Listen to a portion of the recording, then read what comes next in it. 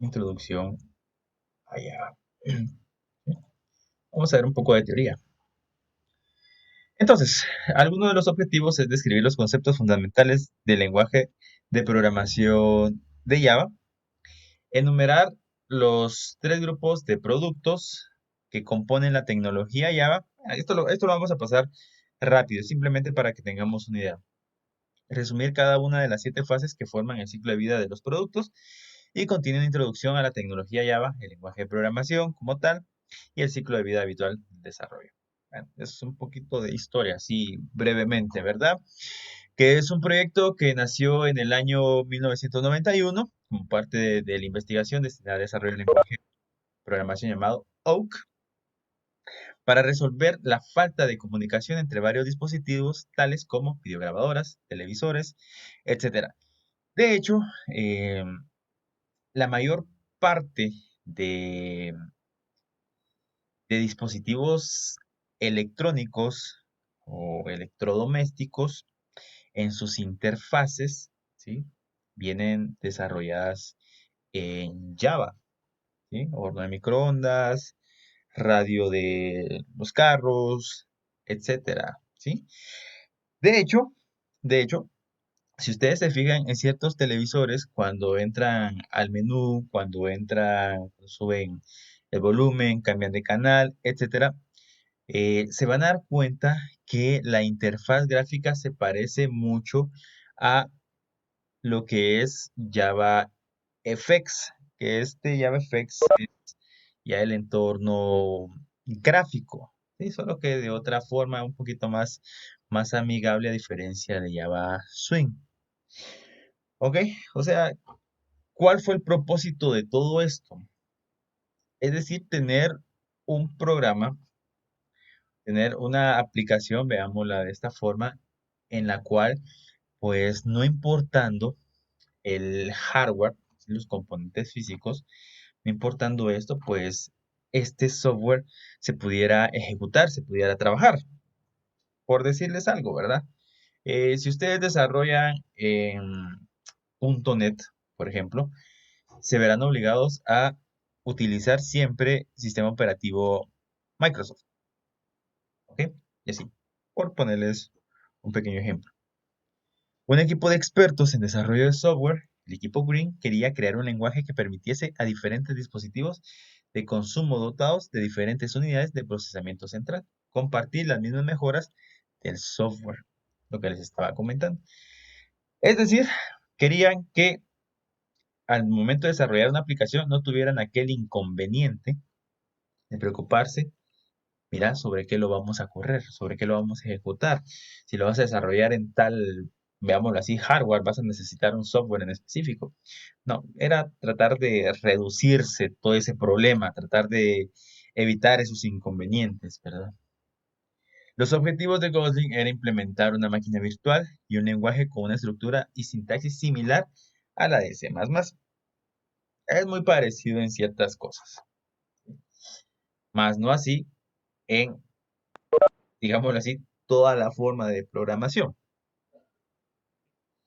Para los que han visto C++, se van a dar cuenta que tienen cierta similitud. Veámoslo así. ¿Ok? Incluso, si no estoy mal, creo que Microsoft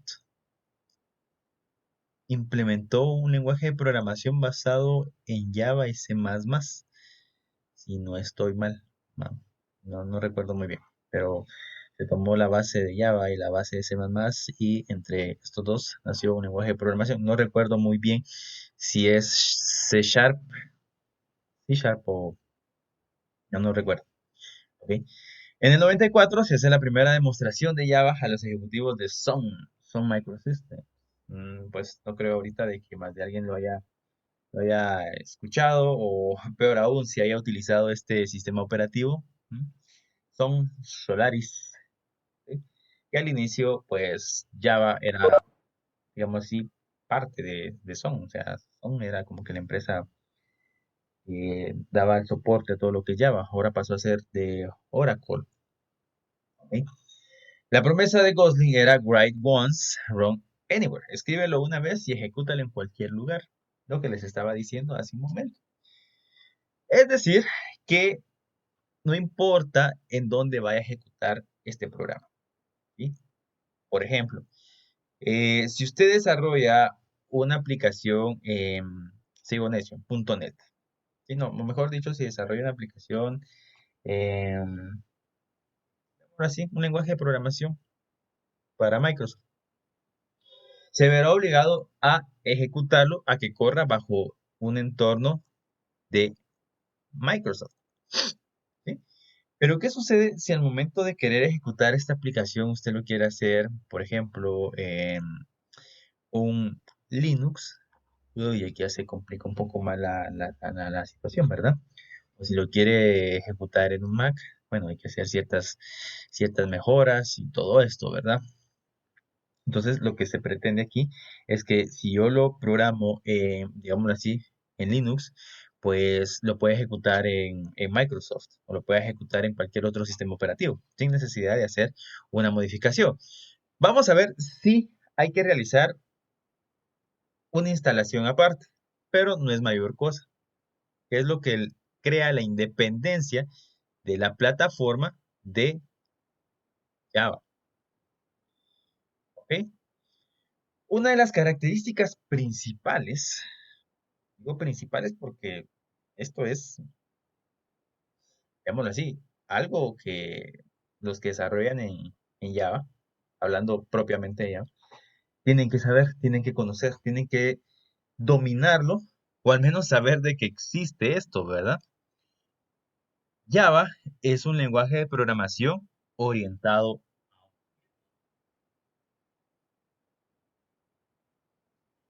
¿cómo así? Que uno de los principales objetivos del programador de aplicaciones Java es crear objetos. Fragmentos de código autónomos que puedan interaccionar o interactuar con otros objetos para resolver un problema. ¿Cómo así? ¿De qué me está hablando? Vamos a ver. Aquí en Java todo lo vamos a tratar como un objeto. ¿Sí? Hasta me va a salir con fundamentos filosóficos de que, mire, una persona no es un... Bah, dejemos eso aparte. No nos interesa. Vamos a ver todo con un objeto. Les pregunto, cuando ustedes ven, por ejemplo, un teléfono, un objeto, ¿verdad? ¿Qué podemos concluir de ese teléfono? Ustedes ven ahí un teléfono, ¿sí? ¿Qué ven? Ustedes ven el color, ven el tamaño del teléfono, la marca, incluso ven el tipo de cámara, ¿sí? Etcétera. ¿Qué serán todas estas cosas que conforman el teléfono? ¿Qué serán estas cosas? ¿Qué será el color? ¿Qué será el tamaño? ¿Qué será? No, ¿qué será esto? O veámoslo así. Un animal, un perro. Exacto. Características. Características. Todo objeto tiene características. Ahora, veámoslo así. La persona, uno mismo, lo vamos a ver como objeto. ¿Sí? Nosotros tenemos ciertas características. Estatura, peso, ¿sí? El color de ojos, color de cabello, de pelo, etcétera. Son características de cada uno. ¿Sí? Aquí, como les dije, puede salir con fundamentos filosóficos que no vienen al caso. Un perro tiene características. Escritorio, silla, etcétera. Tiene características. Pero además de tener características, también tiene su función. ¿Sí? Sigo necio con el teléfono. Ya vimos las características del teléfono. ¿Cuáles serán las acciones que el teléfono puede realizar? ¿Cuáles son esas acciones que el teléfono puede realizar? La principal. ¿Cuál será la primera función principal del teléfono? La primera acción. ¿Para qué fue hecho el teléfono? ¿Mm? Saca llamadas, procesar datos, llama, ¿ok? Puede navegar por internet, puede servir también como un dispositivo de almacenamiento. O sea, tiene acción, ¿sí? Incluso una lámpara, un objeto inerte, tiene características y tiene acción. Enciende la luz, apaga la luz. Enciende la luz, apaga la luz. Una persona tiene acción. Corren, hablan, ¿sí? Caminan, duermen, ¿ok? Y todo lo que a usted se le ocurra. Bueno, a eso nosotros vamos a llamar o lo vamos a tratar como objeto. Eso se refiere con objeto. Y más adelante vamos a ver ya cómo crear, veámoslo así, entre comillas, físicamente, un objeto en Java. ¿Ok? Entonces, cada uno de estos objetos es un fragmento de código. Es decir, al momento de crear, veámoslo así, un sistema que sea una base de datos, por ejemplo, para llevar el control de horarios del personal de X empresa. Usted va a crear un objeto de tipo persona, con características y todo lo demás. ¿Ok?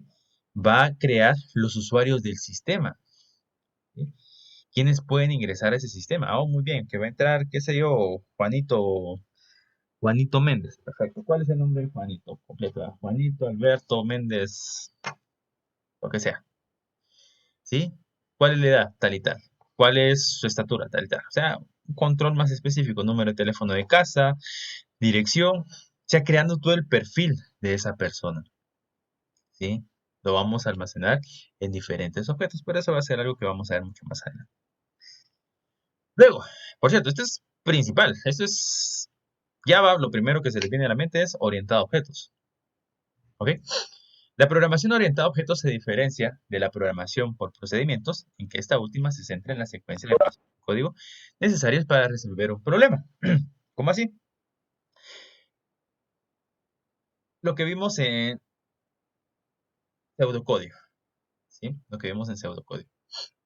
Ustedes programaban de una forma secuencial, es decir, que dependía de la línea de arriba para poder ejecutar las siguientes líneas, ¿sí? Pero si nosotros queríamos regresar a esa línea, ¿qué pasaba? O lo hacíamos en un ciclo, o teníamos que volver a escribir esas líneas, etcétera. Vaya, ¿qué sucede en este caso con la orientación a objetos? Quiere decir de que aquí nosotros vamos a crear un procedimiento aparte. Por ejemplo, en la suma. Bueno, vamos a hacer algo así súper sencillo por acá. En la suma, usted ingresaba A, ingresaba B, y luego C va a ser igual a más B. Vale. Si usted quería repetir este proceso, usted lo agregaba en un ciclo, ¿ok? O simplemente, sin tanta complicación, lo volvía, lo volvía, lo volvía, lo volvía, lo volvía, lo volvía, lo volvía, lo volvía, lo volvía, y lo volvía a pegar las veces que usted creara convenientes, ¿ok? Le daba un ciclo o lo hacía una y otra y otra y otra vez. Aquí no pasa eso, ¿sí? Este gráfico que nosotros tenemos es lo que se conoce pues como una programación procedimental que depende, por ejemplo, el paso 3 de que existe el paso 2. ¿Y qué sucede si yo quiero repetir el paso 3? Tendría que volver a escribir el paso 3 como paso 5 y así estaría pues duplicando código. Esa es otra característica en Java, que se evita la duplicidad de código o la sobreescritura, ¿sí? Tranquilos. En primera instancia esto se ve para algunos complicado e intimidante. Pero veamos, aquí no hay una gran, veámoslo así, hay una secuencia, por ejemplo, 1, 2, 3,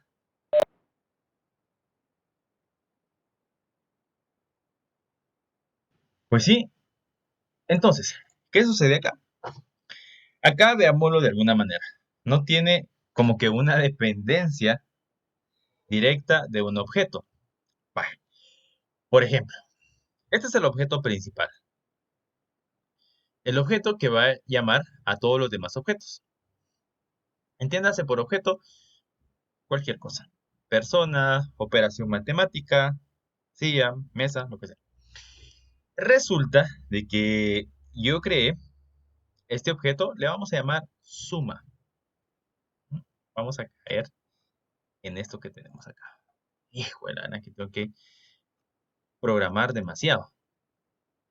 Tengo mi objeto suma. ¿Ok? Objeto suma. Y este es el objeto principal. Entonces, ¿qué tendría que hacer aquí? Simplemente llamar al objeto suma. ¿Ok? Pero resulta de que tengo otro objeto, veámoslo así, objeto llamado menú, en el cual también necesito el objeto suma. Entonces solamente lo voy llamando. ¿Ok?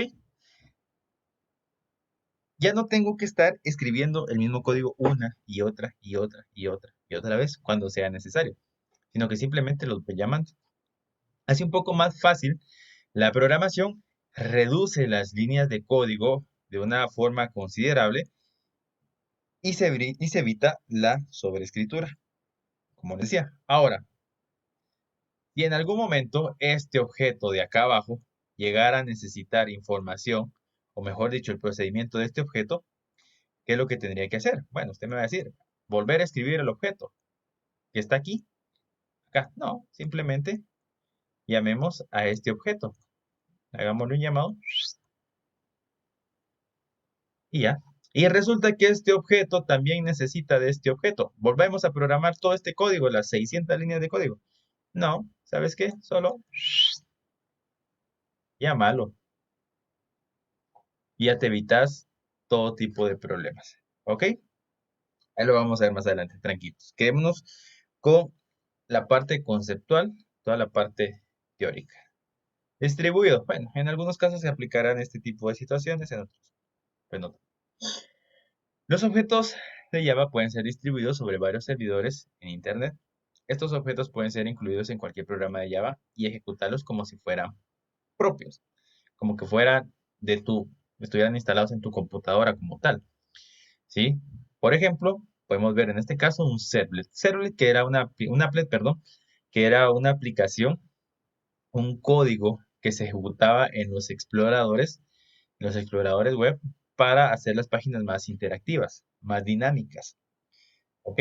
Entonces uno lo que hacía era instalar ese complemento, ¿sí? Simplemente para poder ejecutar esta línea de código que teníamos acá. Esto se instala en el servidor, ¿sí? Pero, ¿qué era lo que teníamos que hacer acá para poder visualizar esas páginas? Simplemente instalar este complemento.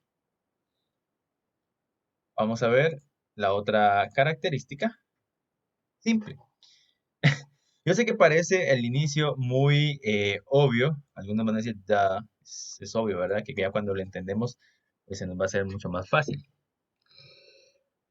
Una vez que los conceptos básicos de la orientación a objetos están claros, se puede escribir programas en Java fácilmente. Es decir, tener claro la parte teórica, lo que vimos al inicio de la orientación a objetos.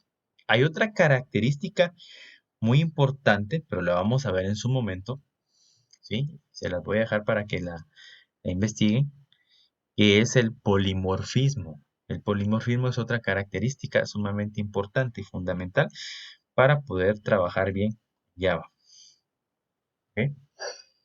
Pero luego tenemos, además, que se basa en la sintaxis del lenguaje C++ para mayor facilidad del aprendizaje. Luego tenemos el garbage collector. Hace la escritura de programas más sencillas para hacer el seguimiento de los objetos a los que ya no se hace referencia y eliminarlos. Bueno, esto se puede trabajar manualmente, el garbage collector, como también podemos, pues, dejarlo de forma automática. O sea, recordemos que todo lo que nosotros vamos a estar trabajando en Java, ¿sí? Ocupa o utiliza espacio en memoria. Entonces, veámoslo así, un objeto es un pequeño espacio en memoria. Entonces, si yo creo un objeto al inicio del programa y más adelante, pues ya no lo voy a estar utilizando, ese objeto se queda flotando en nuestro espacio en memoria, ocupando, desperdiciando ese espacio que podría ser utilizado para otras cosas. Lo que sucede con el Garbage Collector es que se encarga de verificar todos estos objetos, todas estas, veámoslo así también, variables y elementos, mejor dicho, que ya no están siendo utilizados a nivel de memoria y los elimina. También nosotros podemos crear un método que se encargue de todo este procedimiento, pero eso no lo vamos a ver. Tranquilos, no lo vamos a ver, no lo vamos a estar trabajando. Multihilo o multithread, es decir, la ejecución simultánea de tareas diferentes tales como consultar a una base de datos y reproducir en la pantalla de interfaz del usuario, etcétera. Vamos a ver, tal vez usted no lo vea como un gran progreso porque ya está acostumbrado a ello. Veámoslo así, veámoslo así. En su teléfono, en su teléfono, por muy sencillo que este sea. Resulta usted está jugando tranquilamente y resulta que le entra un mensaje. ¿Qué sucede? Bueno, le llega la notificación, escribió tal persona. Hola, ¿qué hace? Pero ¿qué sucede? Al mismo tiempo que usted está jugando, ese proceso, que era simplemente mostrarle el mensaje en su pantalla, se ejecutó. Es decir, se ejecutaron dos procedimientos al mismo tiempo. Ah, perfecto. Usted decide responder el mensaje inmediatamente, ¿verdad? La notificación. Se le despliega, ¿sí? Hola, ¿qué hace? Nada, aquí jugando. Y regresa al juego, sin necesidad de que lo haya terminado. Simplemente usted lo pudo haber pausado, etcétera. Antes no sucedía todo esto, ¿sí? Porque antes usted estaba jugando, los primeros jueguitos que salieron, aquellos que no tenían capacidad de almacenarse, por ejemplo, el de esta culebrita, ¿verdad? Y empezaba a jugar. Resulta que lo llamaban, o resulta que usted quería mandar un mensaje de texto, ¿sí? Tenía que cerrar la aplicación, ¿sí? Tenía que terminar ese proceso para poder realizar la llamada, contestar la llamada o enviar el mensaje. Es decir, el multihilo, dos tareas que se van a ejecutar o que se ejecutan al mismo tiempo. Por ejemplo, ahorita, sus computadoras. Usted tiene abierto, pues, la aplicación que estamos utilizando, ¿sí? El Webex. Tiene ejecutando también el micrófono y estoy seguro de que tiene, pues, un notepad o tiene abierto el explorador, lo que sea. Es decir, tiene diferentes tareas, tiene diferentes procesos ejecutándose al mismo tiempo. Y estoy 100% seguro que mientras estoy dando esta clase, pues también hay alguna otra persona que tiene Netflix, pues, ejecutándose, ¿verdad? Estoy seguro. Ok, a eso se refiere con multihilo. Seguro. Los programas Java son seguros porque el lenguaje con el entorno en el que se ejecutan dichos programas con esta tecnología aplica medidas de seguridad para proteger el código de posibles ataques. Por ejemplo, prohibir la manipulación de la memoria mediante el uso de punteros.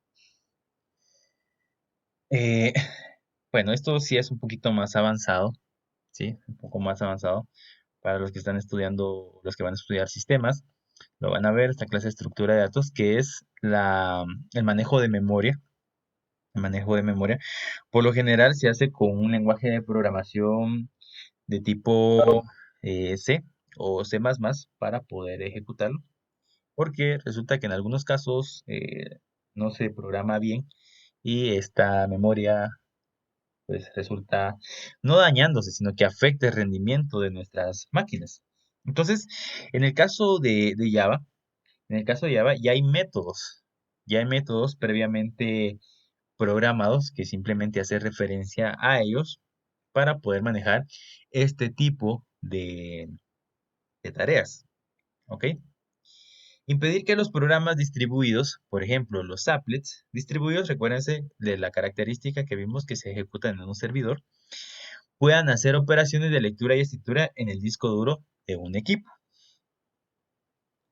Es decir, las aplicaciones que se ejecutan en los exploradores web y todo lo demás no tendrían por qué crear documentos en su disco duro.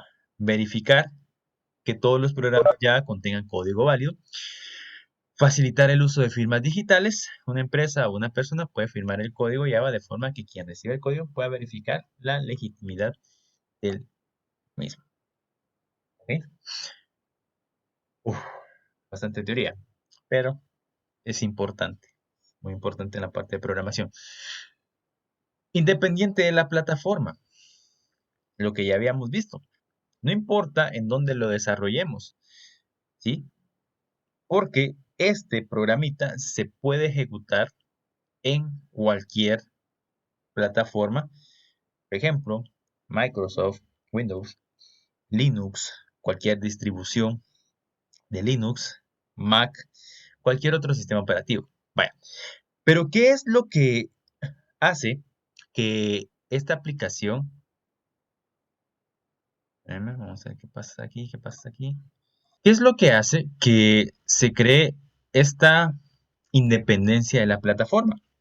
El código nosotros lo programamos en cualquier sistema operativo. Bueno, pero lo que genera la independencia de la plataforma es la máquina virtual de Java, la Java Virtual Machine, ¿ok? La cual está diseñada para cada plataforma en la que se ejecutan los programas. Entonces, como les decía, el código, no importando dónde usted lo acaba de desarrollar, se va a ejecutar en cualquier plataforma siempre y cuando tenga la máquina virtual para cada una de ellas. Es decir, yo puedo generar mi código de programación en Java, ¿sí? Ya lo tengo ahí listo para ejecutarse. Pero debo de tener un intérprete, ¿sí? Alguien que se encargue de traducir ese código a la plataforma en la cual yo lo quiero montar, yo lo quiero cargar. Pasó por ahí. Entonces, el código no se va a tocar. Lo único que vamos a hacer es verificar de que se encuentre la máquina virtual correspondiente para cada sistema operativo. ¿Ok? Tranquilo, vamos a entrar más a detalle con todo esto. Algunos de los productos Java, ¿sí? Algunos de los lenguajes de programación de Java. Tenemos Java Micro Edition, está orientada para dispositivos móviles y sistemas integrados. Más que todo para dispositivos del estilo como electrodomésticos y cosas así, ¿verdad? Standard Edition, que es lo que vamos a estar trabajando durante todo este tiempo, es la plataforma para programar en Java ampliamente utilizada. En esta plataforma se elaboran aplicaciones de escritorio, es decir, aquí no lo vamos a integrar a un servidor, ¿ok? Consiste de una máquina virtual junto con una serie de librerías y paquetes para trabajar con interfaces gráficas, el sistema de archivos, etc. Esto es con lo que todos empezamos. Java Standard Edition, ¿sí? Línea de consola y todo lo demás. Se empieza a ver todo lo básico. Ya pasando a un nivel superior, ya si nosotros queremos montar una página web, un sistema, un servidor, ya necesitamos lo que es Java Enterprise Edition, que utiliza algunos complementos de Standard Edition, solo que se le agregan nuevas funciones. Es un poco más complejo, ¿sí? ¿Ok? Java Enterprise Edition se utiliza, como ya les decía, o es utilizada para la creación de aplicaciones cliente-servidor. Se diferencia de Standard Edition en que se añaden librerías que proveen funcionalidad para implementar aplicaciones con tolerancia a fallos distribuidas, ¿ok? Ya vamos viendo varias veces esta palabrita. Distribuida quiere decir de que se va a montar en un servidor o de varias capas que se ejecutan en un servidor